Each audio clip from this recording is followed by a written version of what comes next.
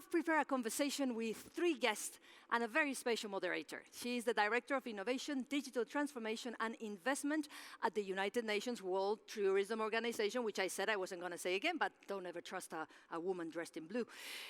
And she's a dear member of South Summit, our South Summit family. So please, let's welcome Natalia Bayona. Nati, where are you? Here she is, Natalia. Come back to your home. Well done. Welcome, and lovely to see you again. It's my pleasure to celebrate today innovation and digital transformation in my passionate industry, that is the tourism industry. Of course, Natalia is all over the world, but today she's here with us, back to her roots. And I'm going to pass her the microphone because she has special guests she's going to introduce us, and she's going to ask them a few questions. They are all in the cyberspace, so go ahead, Natalia. That's amazing, and I would like to thank, of course, to Maria and to the South Summit team for this wonderful thing. As you know, innovation and tourism is not about leisure and about going through vacations. It's about events, meetings, incentives, and this is a revolution, and this is the perfect example about how we can innovate to create better events, better added value knowledge in order to empower tourism again. Today, we have the pleasure to have 3 startups that now are in their process to become scale-ups. So I have to say that we have here today one super guest because he won the first global startup competition of the UNWTO, Refundit, Ziv, our wonderful Israeli entrepreneur is here today. Second of all, we have a woman, as you know. Tourism is the most important employer for women and youth. So bringing a young woman today that is working with artificial intelligence to develop safe travels in the US is more than crucial. So Jessica from Airside as well. And last but not least, we have a Spanish talented venture from Mallorca that is my dear friend Carlos Cendra from Mabrian Ventures, where he's a data powerful mind that is working with governments in order to create a better future on tourism. So let's start this venture. Natalia, we have them on your right on the virtual set. Hello, everyone. So good morning, the 3 of you. It's my pleasure to see you again. So Ziv, I want to ask you a question.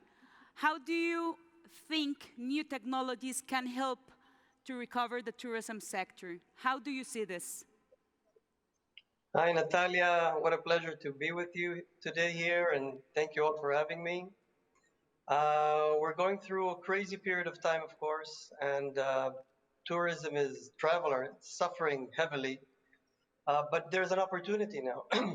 And the opportunity is to look at all the points of friction, to look at different points where changes have not been made and where processes are stuck and tourists are not having a good experience, having difficulties with traveling, with enjoying their vacations, and thinking how to kill this friction with digitalization. And there are so many opportunities out there. Of course, I will give one short example from our life as Refundit. Refundit, of course, is revolutionizing and digitalizing the world of VAT refunds for tourists or tax refunds. I'm not going to go into all of the details, but I think that all of you know that this isn't working. The long queues at the airports, the difficulties, the fact that small, medium businesses are not involved, the fact that travelers don't really get their money back, and the reality that a lot of money isn't going back to the travelers, and that money is not going back then into the economy. So this area has not changed from the 90s, and this is government regulated.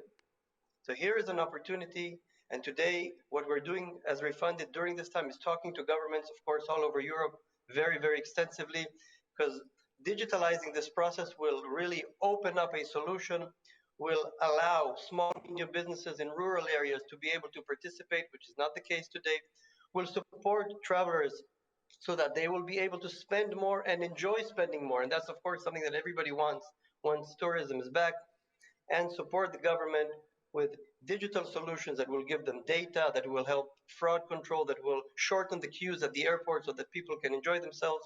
Again, I'm being short. This is just one example, but these areas of friction exist in different places, and now is the opportunity to go out and fix them. That's amazing to know. And of course, the responsibility of recovered tourism today, of course, it's not only about governments, as you said. Of course, it's a responsibility of the whole ecosystem. So now I would like to give the floor to our dear Jessica, that is working with the US, with the Department of State, to recover tourism there. So Jessica, how artificial intelligence is helping us to create a better future, a better understanding, and of course, a more safe travel journey. Hi, Natalia. Yeah, thank you for inviting Airside to participate today. So a little bit about our company. We're a digital identity company, and how we're using our technology to help with recovery efforts is that we can put control of individuals' identity information digitally in their hands on their mobile device, which I think is really important to recovery, in that the industry is looking for solutions that are both touchless, that are removing choke points and lines throughout airports, hotels, and other parts of the journey, and so on. And so there's sort of a safety and security that we need to be aware of on behalf of our passengers and our travelers. And this is providing them safety and security, both from avoiding crowding that may spread COVID, but also from the perspective of this is a user-controlled, consent-driven digital identity, and so we are allowing the traveler to maintain security and privacy of their information as well. Thanks a ton. So what you're saying is that, of course, we have to use data. We have, of course, to give the privacy and to follow the rules in order to travel again safe. But, of course, with the use of artificial intelligence, we can help, of course, to analyze better what type of tourist do we want, and of course, that can help us to create a better understanding about marketing and of course about giving the top messages to those prospect tourists. So that's wonderful, because I want to connect your thoughts with Mabrian and with Carlos. He's an expert on data, so he's a data-driven specialist. So Carlos, what's your advice today? How big data can help us to develop and to take better decisions on the tourism sector? Now more than ever, tourism needs strategic thoughts and more public-private leadership. How big data can help us to create that mutual understanding?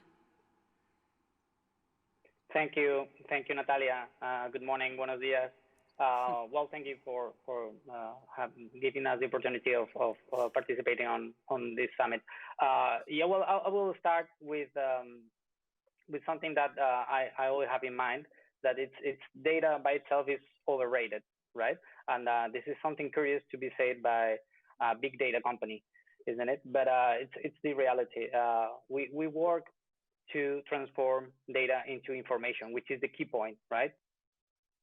We transform data into information and then drive that information into specific decisions, right? This is something that we are fighting for the last 5 years already, right? And so the new situation, it's kind of helping us to defend all that message, right? The managers, the destination and company managers are nowadays facing a completely new reality. And this means that they cannot count on the previous experiences, their know-how, the historical data, all that normally is being used for making decisions anymore, since the new reality, no one knows how it's going to be, right? So the unique way to understand the tourism dynamics and try to anticipate a little the next trends is by having update data with a global approach, which is what we are trying to do by analyzing different types of data in a global way, right? And one of the important aspects you mentioned is the collaboration between the private and the public sector. I think this is key, and this is something that we have been defending since also a lot of years, but now it's even more important, right?